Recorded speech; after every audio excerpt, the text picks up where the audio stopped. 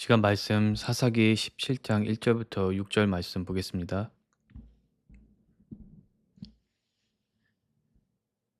에브라임 산지에 미가라 이름하는 사람이 있더니 그의 어머니에게 이르되 어머니께서 은 1,100을 잃어버리셨으므로 저주하시고 내 귀에도 말씀하셨더니 보소서 그 은이 내게 있나이다. 내가 그것을 가져갔나이다 하니 그의 어머니가 이르되 내 아들이 여호와께 복 받기를 원하노라 하니라.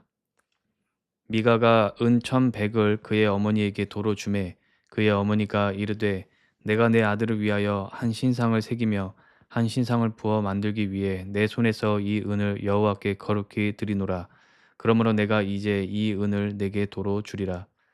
미가가 그 은을 그의 어머니에게 도로 주었으므로 어머니가 그 은 200을 가져가 은장색에게 주어 한 신상을 새기고 한 신상을 부어 만들었더니 그 신상이 미가의 집에 있더라. 그 사람 미가에게 신당이 있으므로 그가 에봇과 드라빔을 만들고 한 아들을 세워 그의 제사장으로 삼았더라. 그때에는 이스라엘에 왕이 없었으므로 사람마다 자기 소견에 옳은 대로 행하였더라.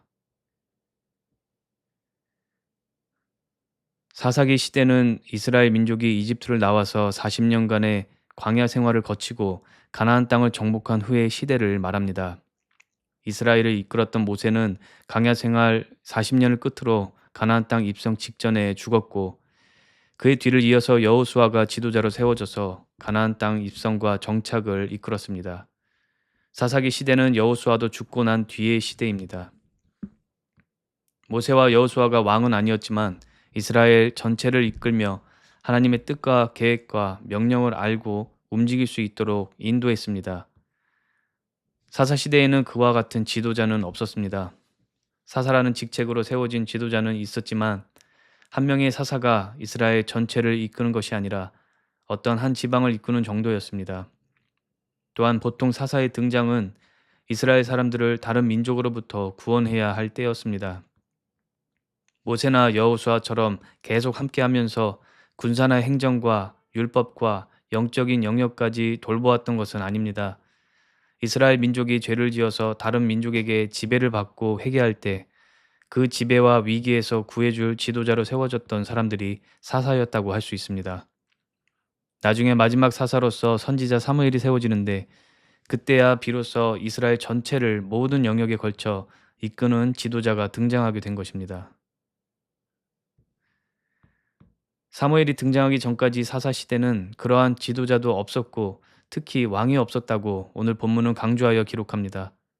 6절 말씀을 다시 보면 그때에는 이스라엘에 왕이 없었으므로 사람마다 자기 소견에 옳은 대로 행하였더라. 소견이라는 것은 생각이나 의견을 뜻합니다. 어떤 일을 하거나 삶의 방향을 정할 때 본인의 생각과 의견을 기준 삼아서 정하고 살았다는 것입니다. 이전에는 이 구절을 읽을 때 그 시절 아직 왕이 없었고 각자의 삶을 살아갔다는 일반적인 사실만을 기록하는 것으로 보았습니다. 그러나 하나님의 뜻과 말씀을 더 알게 되면서 이 구절이 일반적인 사실만을 기록하는 것이 아니라는 것을 보게 되었습니다. 이 구절은 이스라엘 중에 분명한 기준이 주어졌음에도 불구하고 사람들이 자신의 소견을 기준 삼아서 살았다는 것이고 또 그들에게 주어진 분명한 기준을 지키고 행하도록 이끌어줄 권위자, 즉 왕이 없다는 것을 강조하는 기록입니다. 더 자세하게 들여다보면 그들을 하나님의 길로 인도해 줄 수 있는 권위자가 없다는 것뿐만 아니라 그들이 그러한 권위자를 섬기고 있지 않는 그 상태를 말해주고 있는 것입니다. 이끌어주는 왕이 없다는 말과 왕을 섬기지 않고 있다는 말은 결론적으로 왕이 없다는 뜻에서 같은 말이지만 권위자에게 수동적으로 이끌림을 받지 못하는 것과 권위자를 능동적으로 섬기지 않고 있다는 이 두 개의 다른 관점에서 보는 것입니다. 이끌어줄 권위자가 있는 것도 중요하지만 삶 속에서 내가 능동적으로 권위자에게 순종하고 따르는 것도 중요하다는 것을 말하는 것입니다.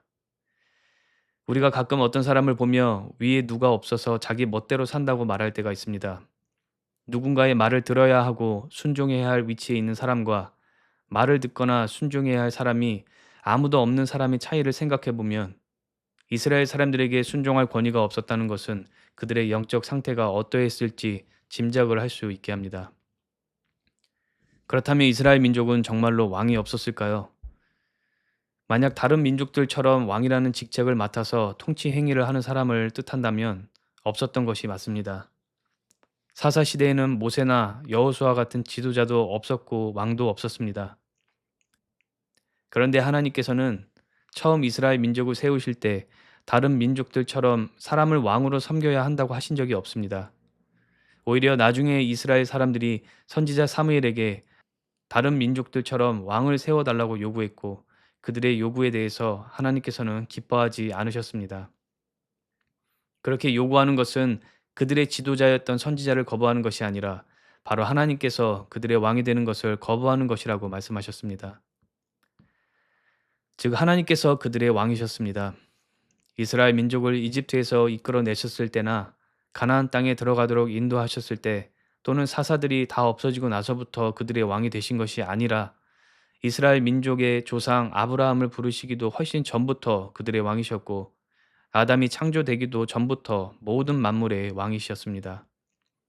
다만 하나님을 모르는 민족들과 다르게 이스라엘 민족은 구별하여 세우셨고 하나님께서 왕이신 것을 알도록 하셨습니다.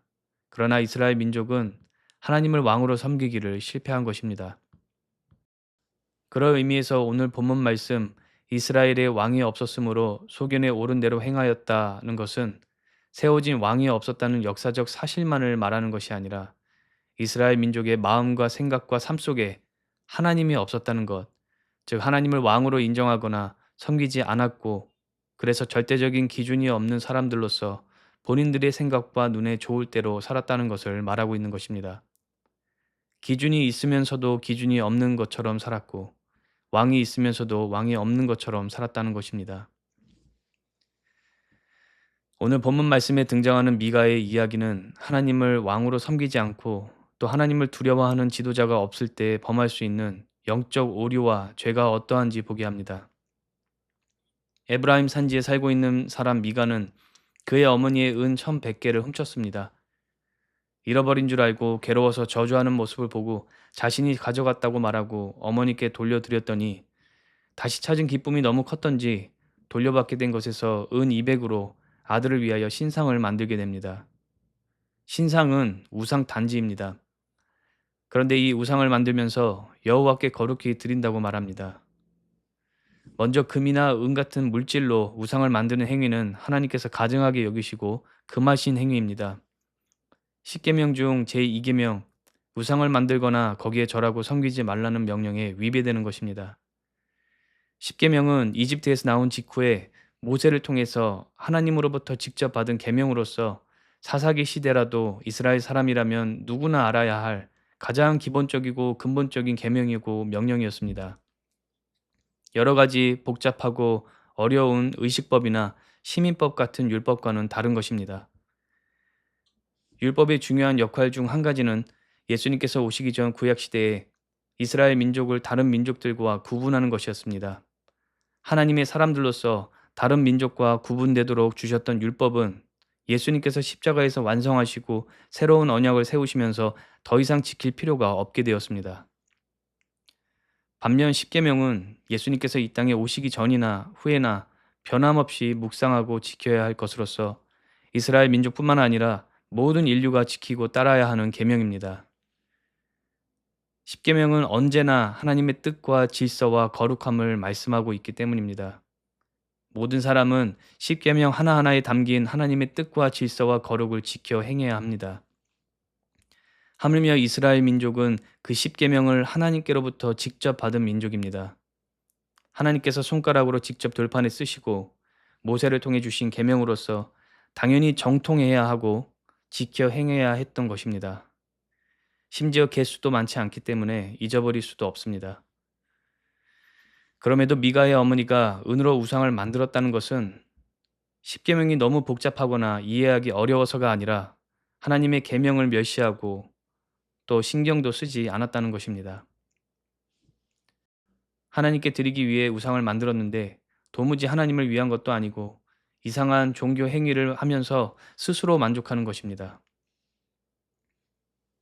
혹시 하나님께서 이런 말도 안 되는 일도 그 마음과 정성이 가상해서 받으시고 축복하실까요? 절대 그러실 수 없습니다. 물론 하나님께서는 아무리 작은 것이라도 하나님 앞에 합당한 것이라면 기쁨으로 받으시고 칭찬하십니다. 그러나 아무리 큰 것일지라도 하나님 앞에 합당하지 않은 것이라면 받지 않으시고 인정하지 않으십니다. 그건 하나님께서 나쁘셔서 그런 것이 아닙니다. 이것은 하나님의 거룩하신 성품과 공의와 질서이기 때문입니다. 잘못된 것도 받아주시기 위해서 하나님의 성품과 공의와 질서를 변질시키시거나 타협하실 수 없습니다. 그렇기 때문에 하나님께서 금하신 우상을 만들고 여호와께 드린다고 말한다고 해서 그것을 기뻐 받으실 리는 없습니다. 그저 우상 숭배라는 죄만 짓는 것이고 하나님을 예배하는 것이 아니라 마귀를 숭배하는 일만 더 잘하게 될 뿐입니다. 미가는 집안의 개인 신당을 가지고 있었습니다. 집안에 신당을 두는 것 또한 하나님께서 금하신 것입니다. 제사와 예배는 하나님께서 정하신 곳에서만 하도록 명령하셨기 때문입니다. 그곳에 은으로 만든 우상을 두었습니다. 미가는 에봇과 드라빔을 만들고 아들 중 한 명을 세워서 제사장을 삼았다고 말합니다. 에봇은 제사장이 성막에서 하나님을 섬길 때 입는 의복을 말합니다. 드라빔은 집안에 두는 작은 우상을 말합니다. 복을 빌거나 보호를 위해 두는 부적과 같은 의미의 우상입니다. 미가의 행동을 정리해보면 어머니의 은으로 우상을 만들었고 집에 있는 신당에 은 우상과 드라빔을 두었고 아들에게 의복을 입히며 제사장을 삼았다는 것입니다. 하나님의 율법 어떤 것에도 맞지 않는 이상한 종교 행위였습니다. 우상도 만들 수 없었고 신당도 가져서는 안 되고 에브라임 지파 사람이 자신의 아들을 제사장으로 삼을 수도 없었고 제사장이 집안에 있는 개인 신당에서 하나님을 섬기는 일을 할 수도 없었습니다. 여호와의 이름을 언급하고 제사장을 통해서 하나님을 예배하겠다는 종교적인 발상은 있었지만 그 어떤 것도 옳은 것이 없었고 오히려 가증하고 악한 행위로 가득했습니다. 매우 종교적이고 영적인 듯 해도 하나님의 뜻과 기준과 명령을 모두 무시하고 자기 소견대로 만든 우상 숭배뿐이었습니다. 오늘날 많은 사람들도 이와 다르지 않습니다. 심지어 예수님의 이름까지 사용하고 윤리나 사랑을 주장하지만 하나님의 뜻과 질서와 명령에서 한참 벗어난 철학과 문화와 종교들로 가득합니다. 겉으로 선량한 모습과 말만 있을 뿐 그 중심에는 인간적이고 세속적인 가치로 채워져 있는 것입니다. 아무리 좋은 모습으로 포장해도 하나님의 뜻을 대적하고 하나님께로부터 나오는 것이 아니라면 그 중심과 동기와 출처는 죄일 수밖에 없습니다. 아직 하나님을 알지 못하는 사람이라도 우리 모두에게 주신 양심에 맞게 생각하면 하나님의 뜻과 가치에 맞을 수도 있지만 세속적이고 인간 중심으로 발전된 생각과 철학은 아무리 선해 보이고 아무리 하나님의 말씀에 어떤 부분을 포함하고 있어도 결국 하나님을 대적하는 일이 될 수밖에 없습니다. 마치 미가의 신당과 같습니다. 하나님의 이름도 말하고 종교적인 모습도 갖추었지만 실상은 가증한 우상 숭배입니다. 자신을 위해 자기 중심으로 자신의 소견에 좋을 대로 해석하고 만들고 숭배하기 때문입니다. 하나님과 아무 상관도 없고 심지어 하나님을 대적하기 때문입니다. 몇 주 전부터 나누었던 말씀 중에 종교인들의 신앙이나 전통과도 같습니다. 경건과 열심은 있는 것 같지만 도무지 하나님의 뜻과는 관련 없는 것들을 만들어서 스스로 지키고 행하고 강요하며 자기 만족에 빠지는 모습입니다. 정작 하나님의 뜻은 제대로 이해하거나 실행하지 않으면서 죄를 짓는 것을 보았습니다. 하나님의 이름을 사용하고 선량한 모양을 하면서도 하나님을 대적하는 일은 우리 일상에서 끊임없이 일어납니다. 인간의 권리를 말하는 여러 운동과 단체는 그 모습과 동기가 의로워 보이기 때문에 하나님께서 기뻐하실 것 같지만 많은 경우에 하나님께서 금지하시는 것들을 인간의 권리라고 주장하면서 하나님의 뜻을 대적합니다. 여러 종교도 마찬가지입니다. 어떠한 깨달음이 있다고 말하고 용서와 사랑과 자비에 대해서 말하기 때문에 말씀에서 찾아볼 수 있는 가치들을 똑같이 가지고 있는 것 같지만 결국 하나님이 없이도 살 수 있고 구원이 있다고 가르치면서 복음을 대적하고 배척합니다.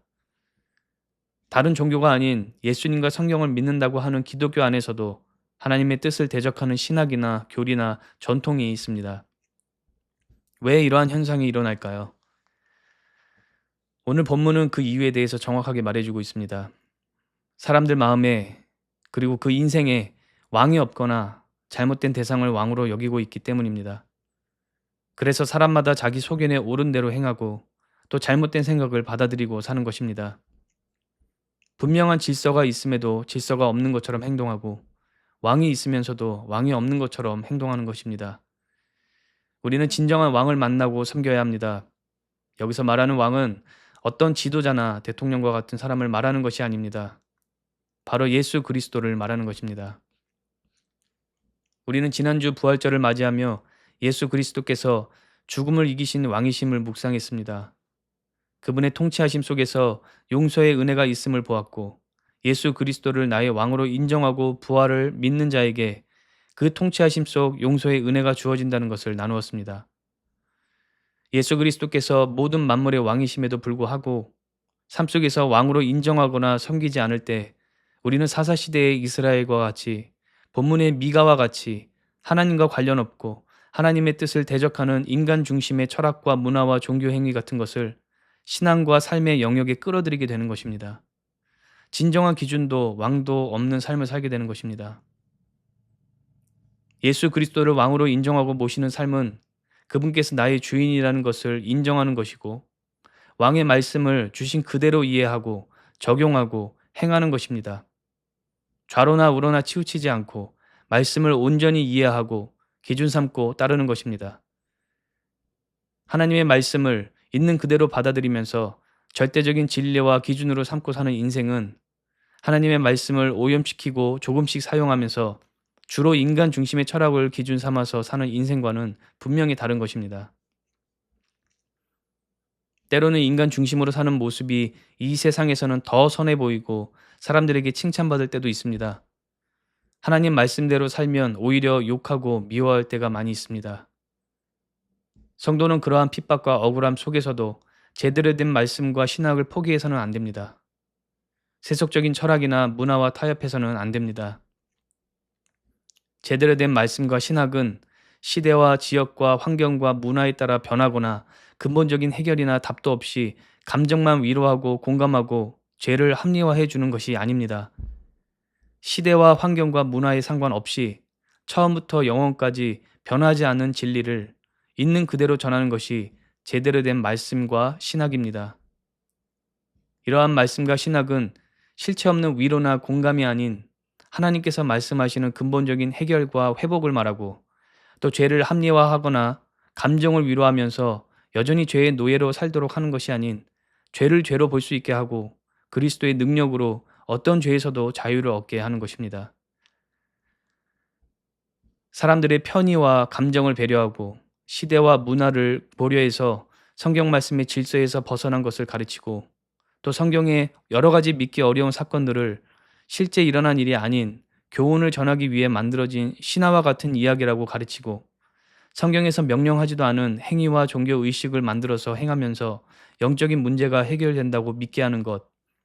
더 나아가서 삼위일체 하나님에 대해서 왜곡하거나 부정하고 완전한 하나님이신 예수 그리스도께서 완전한 사람으로 오셔서 죄를 위해 십자가에서 죽으시고 3일 만에 부활하신 복음의 진리와 그 진리를 믿을 때 구원을 얻고 성령님께서 내주하시고 인도하시고 구원과 자녀됨을 보증하시는 그 진리에 대해서 부정하고 다른 것을 말한다면 인생에 섬기는 왕이 없어서 또 기준이 없어서 본인 좋을 대로 판단하고 온갖 우상을 들여놓고 숭배하면서도 여호와를 섬긴다고 말하는 것과 같은 것입니다.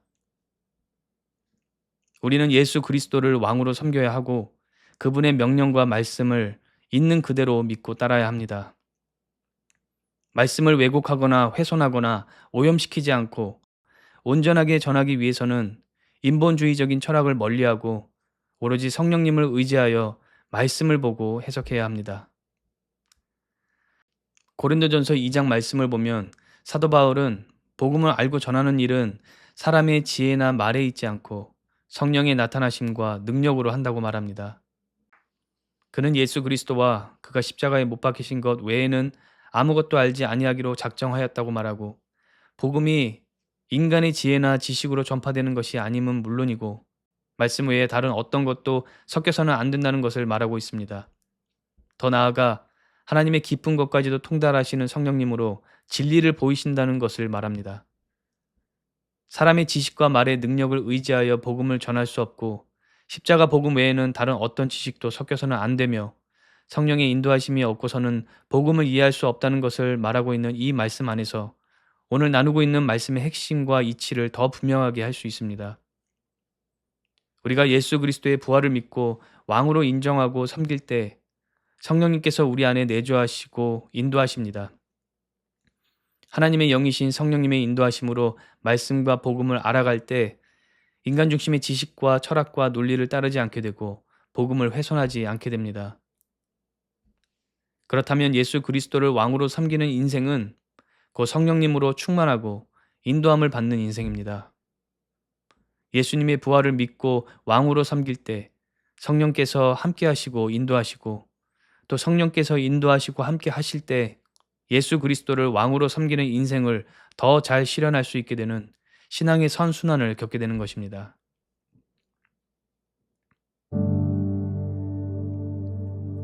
십자가에서 우리 죄를 위해 죽으시고 부활하신 만왕의 왕 예수 그리스도께서 제자들을 만나시고 천국으로 올라가실 때 그들에게 곧 오실 성령을 기다리라고 말씀하셨습니다. 예수님께서 성령을 통해 그들과 함께 하실 것을 약속하셨습니다. 성도가 매일 삶 속에서 예수 그리스도를 왕으로 섬기는 것을 놓치지 않고 잘 해낼 수 있는 방법은 우리 안에 내주하시는 성령님의 인도하심이 있어야 합니다. 성령님의 인도하심을 멸시하고 성령으로 충만하지 않을 때 마치 왕이 없는 사람들처럼 살게 될 것이고 결국 스스로가 왕의 자리에 앉게 되어서 온갖 거짓된 신념과 철학을 마음과 생각과 삶의 영역에 끌어들이고 숭배하게 될 것입니다. 왕이 없는 사람처럼 사는 성도 되지 않으시기를 바랍니다. 내 생각에 좋은 것, 세상이 좋다고 말하는 것으로 믿음과 신앙을 오염시키고 우상 숭배나 하는 인생을 살지 않고 성령의 충만하심으로 복음 중심의 말씀을 신실하게 묵상하고 순종하면서 인생 가운데 왕을 섬기는 성도 되시기를 바랍니다. 왕 대신 예수 그리스도를 섬기는 인생 되시기를 바랍니다. 기도하시겠습니다. 하나님 아버지, 왕이 없는 사사시대의 이스라엘 사람들처럼 잘못된 기준으로 생각하고 행동하며 우상을 숭배하는 인생 되지 않게 하시고 예수 그리스도를 왕으로 섬기며 성령으로 충만하고 온전한 말씀을 기준 삼아서 생각하고 행동하고 하나님만 예배하고 섬기는 인생 되게 하여 주시옵소서. 예수님의 이름으로 기도했습니다. 아멘.